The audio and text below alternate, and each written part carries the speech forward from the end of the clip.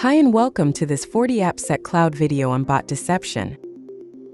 FortiAppSec's bot deception feature is a proactive defense mechanism designed to detect and trap malicious bots, such as web crawlers, by inserting hidden links into HTML response pages. Human users browsing normally will not see or interact with these invisible links, but bots, especially crawlers, may unknowingly follow them, revealing their automated behavior.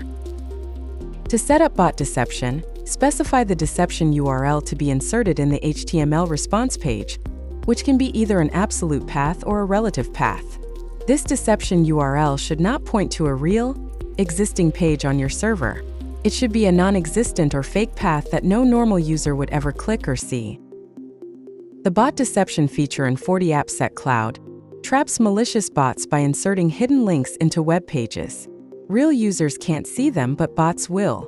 It's an easy, proactive way to catch and block unauthorized automation. Thank you for watching.